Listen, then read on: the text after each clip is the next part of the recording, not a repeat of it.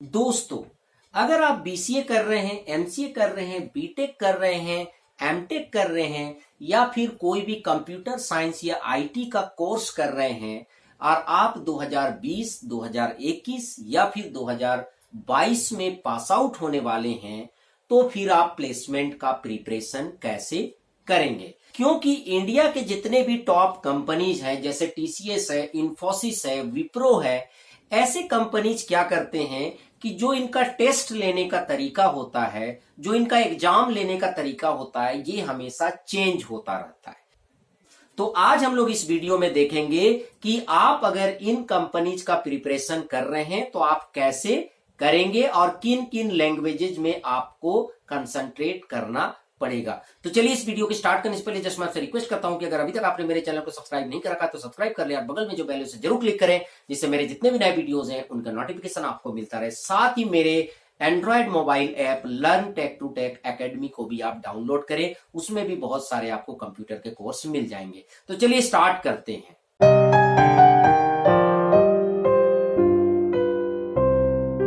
तो दोस्तों, इस वीडियो में हम लोग देखेंगे कि अगर हमें इन टॉप कंपनीज में जॉब लेना है, इनके एग्जाम के लिए अप्लाई करना है या इनके टेस्ट के लिए अप्लाई करना है, तो किस तरह से हमें अपनी तैयारी करनी पड़ेगी। हालांकि ये जो कंपनीज हैं, ये अपना अलग अलग तरह से टेस्ट लेते हैं, इनका एग्जाम लेने का तरीका अलग होता है, बट यहां पर मैं आपको बताऊंगा कि किस तरीके से आप प्रिपरेशन करेंगे जिससे कि इन सभी कंपनीज में आप अप्लाई कर सकते हैं और आराम से आप इनके एग्जाम को क्लियर कर सकते हैं।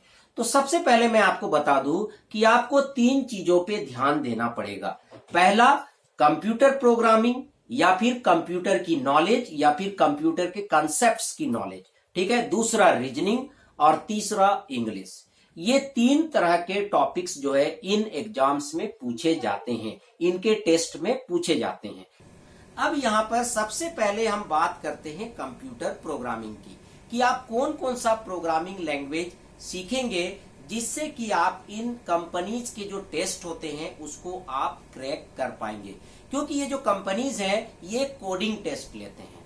कोडिंग टेस्ट में ये क्या करते हैं, आपको एक प्रोग्राम लिखने देते हैं, ठीक है, और उस प्रोग्राम को लिखने के लिए आपको 4-5 प्रोग्रामिंग लैंग्वेजेज के ऑप्शन दिया जाता है। जैसे जनरली देखा गया है कि जो ऑप्शन आपको दिया जाता है वो होता है सी प्लस प्लस, जावा, पाइथन और पर्ल। ऐसे लैंग्वेजेज का ऑप्शन दिया जाता है।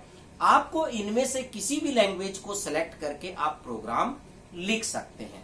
तो इसका मतलब ये है कि आपको कम से कम इनमें से 1 से 2 प्रोग्रामिंग लैंग्वेज में आपको स्ट्रांग होना पड़ेगा। पर मेरा सजेशन आपको ये है कि आप जरूर पाइथन को पढ़ें, क्योंकि जो प्रॉब्लम्स आते हैं वो मैंने देखा है कि वो प्रॉब्लम्स पाइथन में बहुत आसान तरीके से सॉल्व हो जाते हैं। मतलब पाइथन में प्रोग्राम लिखना आसान होता है। उसी प्रोग्राम को अगर जावा में लिख रहे हैं या सी प्लस प्लस में लिख रहे हैं तो थोड़ा मुश्किल होता है।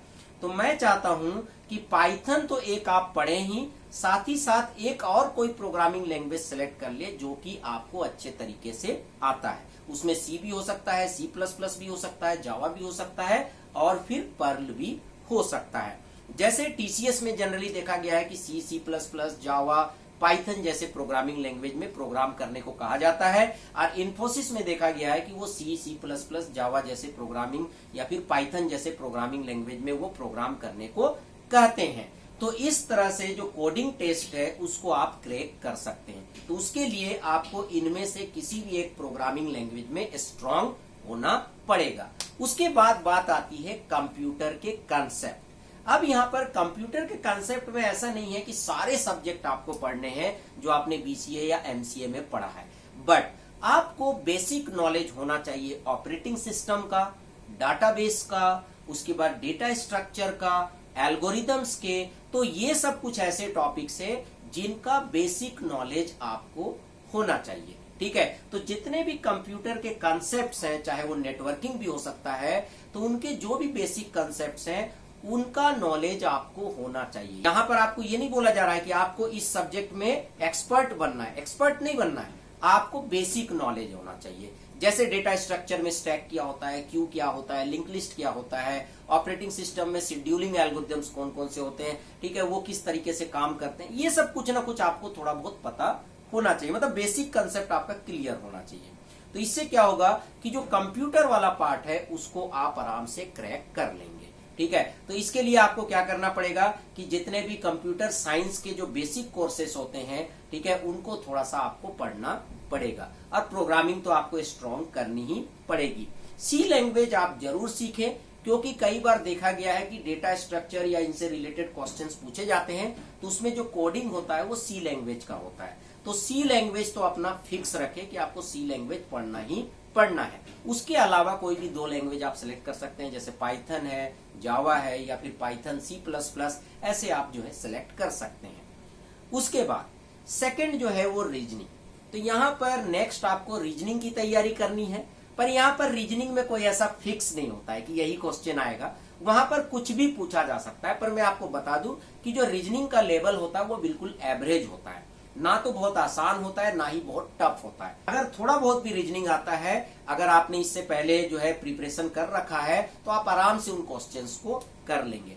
पर मैं आपको बता दूं कि रीजनिंग में ज्यादातर जो क्वेश्चन आते हैं वो मैथमेटिकल एप्टीट्यूड से आते हैं, ठीक है। मतलब वहां पर आपको मैथमेटिक्स से रिलेटेड जो है क्वेश्चंस ज्यादा पूछे जाते हैं। बल्कि इसको आप ये बोल सकते हैं मैथमेटिकल एप्टीट्यूड एंड रीजनिंग, इस तरीके से आप बोलेंगे तो ज्यादा बेटर होगा। तो यहां पर आपको मैथमेटिकल एप्टीट्यूड और रीजनिंग का प्रिपरेशन आपको करना पड़ेगा। उसके लिए कुछ नहीं, आप जो है जितने भी सेट्स होते हैं, बैंक के सेट होते हैं या फिर एसएससी एग्जाम के सेट होते हैं, उसको आप सिंपली जो है सॉल्व कर सकते हैं। अगर आप हफ्ते में 2-3 भी सॉल्व करेंगे 50-50 क्वेश्चन का सेट, तो फिर ये सफिशियंट होगा। मतलब आपको कम से कम रीजनिंग और मैथमेटिकल एप्टीट्यूड से टच में रहना पड़ेगा। ऐसा नहीं कि आपने बिल्कुल भी नहीं पढ़ा और बिल्कुल जो है प्लेसमेंट के समय आप जो है आपको लग रहा है कि इसको मैं कैसे सॉल्व करूंगा, तो उस समय क्या होगा, हो सकता है आप उसे सॉल्व कर देंगे पर उतना समय में नहीं सॉल्व कर पाएंगे जितना समय वो दे रहा है आपको, ठीक है।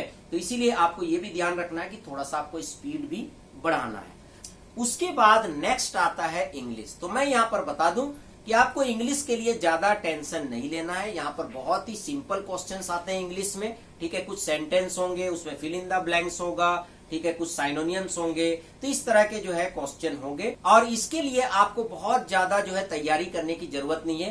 केवल आप क्या करें, थोड़ा बहुत इंग्लिश की बुक्स और इंग्लिश के जो ग्रामर की बुक है उसको आप पढ़ते रहें, और जो कॉम्पिटिटिव एग्जाम के क्वेश्चंस होते हैं इंग्लिश के उसकी आप प्रैक्टिस करते रहें। मतलब सीधा सीधी है कि टच में रहें, ठीक है। तो यहाँ पर आराम से जो है आप रिटन टेस्ट जो है क्लियर कर जाएंगे। तो इससे क्या होगा, एटलीस्ट जो ये टॉप कंपनीज हैं इनका रिटन टेस्ट आप क्लियर कर लोगे। क्योंकि क्या है कि जब आप रिटन टेस्ट क्लियर करोगे उसके बाद ही आपका इंटरव्यू होगा। तो मैं यहाँ पर आपको बता दूं कि रिटन टेस्ट का इंपॉर्टेंस बहुत होता है।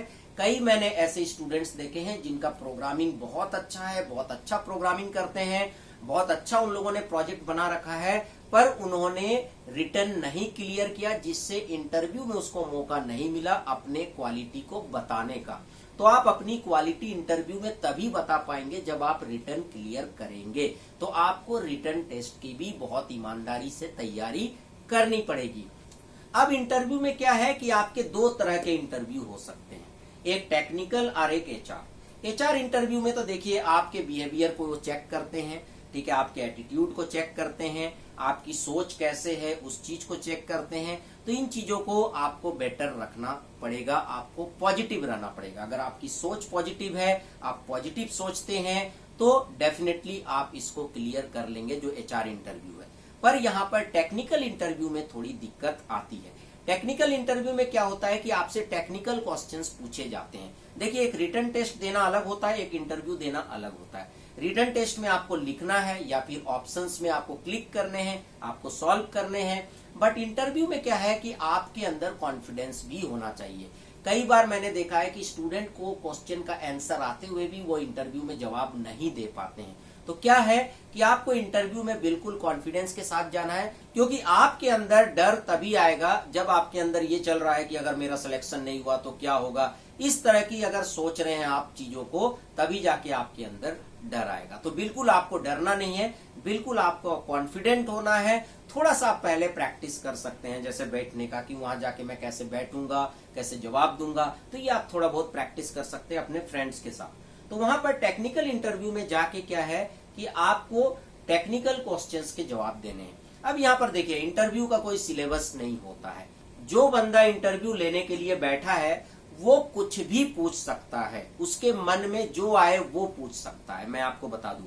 पर यहां पर ध्यान रखिएगा कि आप एक सॉफ्टवेयर कंपनी में जाने वाले हैं, इसलिए आपसे जो भी क्वेश्चन पूछा जाएगा उसमें आपके कंप्यूटर साइंस के टेक्निकल नॉलेज को देखा जाएगा। ठीक है, जैसे वो किसी प्रोग्रामिंग लैंग्वेज के बारे में पूछ सकते हैं, किसी प्रोग्रामिंग लैंग्वेज के किसी कंसेप्ट के बारे में पूछ सकते हैं, जैसे पॉइंटर के बारे में पूछ सकते हैं, पाइथन के फीचर्स के बारे में पूछ सकते हैं, जैसे पाइथन में पूछ सकते हैं आइटरेटर क्या है, जनरेटर क्या है। तो यहाँ पर मैं आपको बता दूं कि जनरली इंटरव्यू में आपसे बहुत ही कंसेप्चुअल क्वेश्चंस को पूछे जाएंगे, ठीक है, जिसका आंसर आपको देना है। इंटरव्यू में क्या करना है कि अगर आपको आंसर आता है तो आप दें, ठीक है, नहीं आता है तो आप बिल्कुल सॉरी बोल दें, बिल्कुल भी घुमा फिरा के आंसर देने की कोशिश नहीं करें, क्योंकि जैसे ही आप घुमा फिरा के आंसर देंगे तो आपका जो है नेगेटिव चला जाएगा और वो इस चीज को पॉजिटिव नहीं लेंगे। ठीक है, और हमेशा आपको अपना पॉजिटिव एटीट्यूड दिखाना है और कहीं भी आपको उनके साथ आर्ग्यूमेंट नहीं करना है, ठीक है, या फिर आपको बहुत ज्यादा शो ऑफ भी नहीं करने हैं, ठीक है, और बहुत ज्यादा आपको आगे बढ़ बढ़ के बताना भी नहीं है। वो जितना पूछते हैं उतना ही आपको जवाब देना है, आपको एक्स्ट्रा जवाब नहीं देना है। जैसे एक बार एक वाकया हो चुका है, एक स्टूडेंट था, उसने बहुत अच्छा प्रोजेक्ट किया था, तो कॉलेज में एक प्लेसमेंट लेने के लिए कंपनी आई, ठीक है, मुझे 100% था कि इस बच्चे का सिलेक्शन हो जाएगा। उसका इंटरव्यू भी हुआ, तो उसके बाद उसका सिलेक्शन नहीं हुआ। तो मैंने उस इंटरव्यू लेने वाले से पूछा, क्योंकि वो मेरा ही स्टूडेंट था, तो मैंने उनसे पूछा कि इसको आपने सिलेक्शन क्यों नहीं किया, ये तो बड़ा ब्राइट स्टूडेंट है, इसकी प्रोग्रामिंग बहुत अच्छी है। तो मैंने उनसे पूछा, उसने कहा कि सर इस बच्चे ने एक बहुत अच्छा सा एक प्रोजेक्ट किया है। ठीक है, उसने प्रोजेक्ट तो किया है, अच्छी बात है, पर क्या है कि जब हम उसे इंटरव्यू ले रहे हैं तो वो बार बार वो अपने प्रोजेक्ट की ही बात कर रहा है। ठीक है, जब हम उनसे नहीं भी पूछ रहे हैं, हम इंटरेस्ट नहीं भी ले रहे हैं, तो भी वो अपनी प्रोजेक्ट की बात कर रहा है। ठीक है, और हम जितना पूछ रहे हैं उससे ज्यादा ये 10 गुना बढ़ के बता रहा है, मतलब वो केवल अपने प्रोजेक्ट के बारे में ही जिक्र करना चाह रहा है। ठीक है, और वो अपने आप को ऐसा शो ऑफ कर रहा है जैसे कि मुझे बहुत आता है। तो उसने कहा कि एक्चुअली क्या है सर कि इस बंदे के पास नॉलेज तो बहुत है, पर ये क्या है, शो ऑफ ज्यादा कर रहा है। ठीक है, शो ऑफ ज्यादा कर रहा है और लोगों की बात कम सुन रहा है। तो इससे क्या होगा कि जब ये हमारे कंपनी में जाएगा और जब किसी प्रोजेक्ट में जाएगा, ठीक है, और उस प्रोजेक्ट को इन्हें करना होगा, तो ये अपने सीनियर्स की बात कम सुनेंगे, उनका सजेशन कम सुनेंगे और ये अपने ही करने की खोजेंगे। तो यहाँ पर जो लिसनिंग की कैपेबिलिटी है वो आपको अपने अंदर इंप्रूव करना पड़ेगा। अगर कोई कुछ पूछ रहा है या कोई आपको कुछ समझा रहा है तो उसको आपको बहुत ही पोलाइटली समझना है। अगर कोई आपको कुछ समझा रहा है, कुछ बता रहा है और उसको आप बिल्कुल सुनना नहीं चाहते हैं, ठीक है, आपकी जो है एटीट्यूड ऐसा है कि आप दूसरे की कभी सुनते ही नहीं है, तो ये जो है आपके लिए नेगेटिव में जा सकता है। तो ये भी थोड़ा सा आपको सोचना पड़ेगा इंटरव्यू में कि आपको अपना बिहेव कैसा रखना है। तो आपको इंटरव्यू में कोई आर्गुमेंट नहीं करना है, आपको ज्यादा एक्स्ट्रा नहीं बोलना है, ठीक है, और जो आपसे क्वेश्चन पूछा जा रहा है वही आपको जवाब देना है। ये जो है कुछ टिप्स मैं आपको बताना चाहता था जो कि प्लेसमेंट से रिलेटेड है, और ये जो आगे के जो प्लेसमेंट होने वाले हैं 2020, 2021 और 2022, इसमें आपको ये काफी हेल्प करेगा अगर आप इस तरीके से प्रिपरेशन करते हैं। तो चलिए फ्रेंड, आई होप कि आपको वीडियो पसंद आया होगा। अच्छा लगा तो लाइक करें, शेयर करें, कमेंट करें, और अगर अभी तक आपने मेरे चैनल को सब्सक्राइब नहीं कर रखा तो सब्सक्राइब कर लिया और बगल में जो बेल आइकन जरूर क्लिक करें, जिससे मेरे जितने भी नए वीडियोस हैं उनका नोटिफिकेशन आपको मिलता रहे। Thank you and good bye.